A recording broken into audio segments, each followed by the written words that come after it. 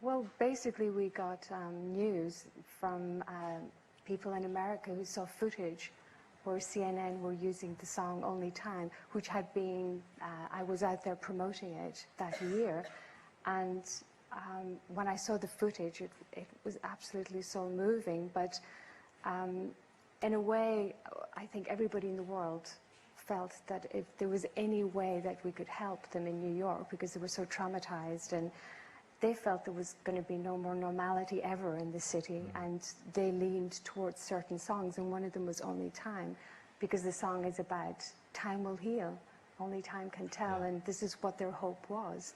So what we did then was we released, the single had never been released out, so we released the single and then give all the proceeds then to the fire department. It was strange, but I'd hoped that the song meant a lot to me as well about how time can heal, and I'd hoped that, you know, this was the message they were getting, and to a lot of people that is what the message they were getting, because when I went there to perform it and to sing it, it was nice to be able to give them back some healing, because they were so desperate, you know, to get any help at that time. And it became the iconic song of that period. You're in the middle of the world tour, is that right? Yeah, so where to next? Back to America, Asia, Europe, so it'll be a few more months. No, I think it's important to actually experience the different cultural aspects of these countries, and yeah, to enjoy the cities, yeah. Everyone knows, you know the expression, my home is my castle. In your case, it's literally true, isn't it? Yes, it is, yeah. No plans to share your castle with anybody? You always ask me this question. I do every time. Well, I mean, come on, give me a break. I haven't asked you for 8 years. Well, that's where it's kind of... At the moment.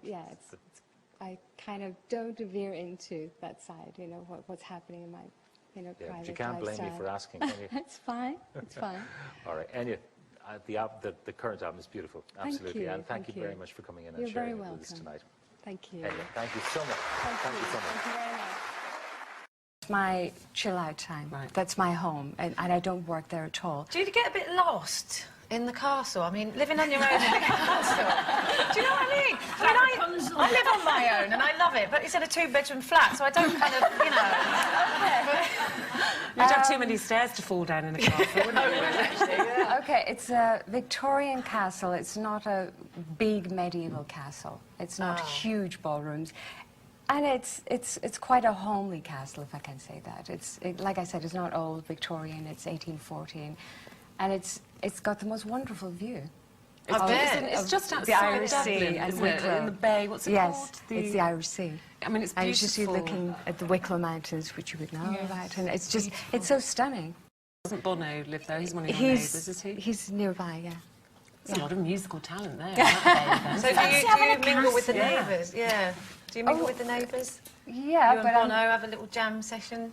Yeah, he drops in, you know, for the bowl of sugar, and Does he? Yeah, I drop into him. What a lovely thought. You know, for the milk. Yeah. But you know, you like to keep home and work separate. But if you suddenly had an idea of writing a song, would you steal away and just jot No. What some I do lyrics is I gather all my inspirations, and then I feel it's time to sort of write the music. But I feel it's really important to separate my work to my own time.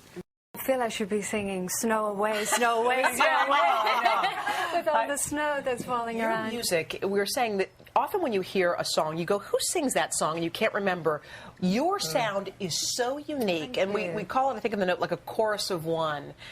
Tell us about that sound. I mean, it's incredible. It's a sound that I created with the producer that I work with, Nicky Ryan, and he had this idea to use a voice like an instrument. So even though I sing lead vocal, then I will sort of layer my voice. And I have a great love of harmony. Yes. So it's quite exciting, because you don't know with each song, each song is a different melody, so you don't really know what the rendering of the vocal arrangement is going to be. So you do them as you go along. You say, let's try this here, let's try that It's a there. very slow process. It's a fun way to do it, though. You're not. And this one was 2 years coming out, right? About 2.5 years. Yeah. Yes, Are your yeah. listeners, they must be dying for the next one to come out because you make them wait. You make them wait. I have to say thank you to everybody to being so patient because with each album, you know, there's about 2 to 3 years gap, but it's just the way I work in the studio. You're from Donegal. Yes, I which is a beautiful, beautiful part. It's the northwestern corner of Ireland, and some dear friends of ours, the Murrays, are from there, so we went there for their wedding. And when we were there, every kid played an instrument. I have never seen every Irish kid can sing and dance and play usually a violin or a flute or something. Yes, Irish it's just people, in your DNA, isn't it, the Irish? There's a lot of music within Ireland, and it is something that is passed on from generation to generation, songs and melodies. Stories. And this still continues, yes. And so what do they think of you? You're like their Elton John, right, in England. You're like their greatest export, right? What's lovely about Ireland is when you go home, you know, they're very excited about the success, but they leave you as well. You know, it's my home, so it's nice to be able to walk the streets, and you know, it's kind of like they'll speak to you, but you have a lot of freedom, you know, at home. But does everybody recognize you? Because honestly, everybody over there looks like an Irish Spring commercial. Everybody's got the you know, I mean, there is a similarity, but they recognize you right away. Huh? I have to say I have a great love of Christmas, and I've always wanted to put together a Christmas album. So I was writing some Christmas carols, and what happened was some of the songs started to veer more into winter themes, and hence winter came. Wintertime to me is a time where I do a lot of my writing in the studio. It's a time I enjoy. And it's very reflective and very calming time of the year. The way I work with Nikki and Roma is, firstly, I do the writing of the melodies and the songs, and that's kind of the solitude moment for me in the studio, which I enjoy very much. So when I have the melody, the idea for the melody, the song, I play that to Nikki and Roma. And because we work together so closely, I don't really have to explain what the song is about. And it's important not to even, because I feel that if I'm trying to get across something, an emotional feeling within that song, you have to actually sense that immediately.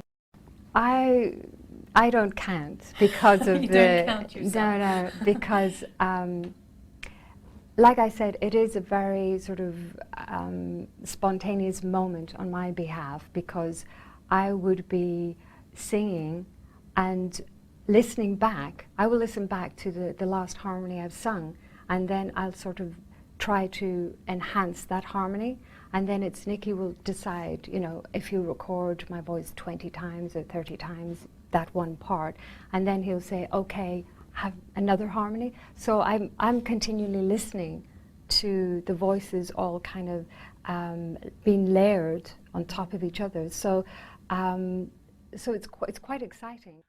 Yes, it can be, but you have to remember that if it's 500 vocals, I wouldn't have sung them at the same time. We're talking about over 2 years that we keep going back to arrange vocal parts on these songs. We're not doing it for the sake of because people expect me to use my voice as like an instrument. Well, with the anniversary, yes, I've been listening to Watermark, and I have to say that when I listen to the albums, it's kind of like a journal for me. It is, I remember that moment.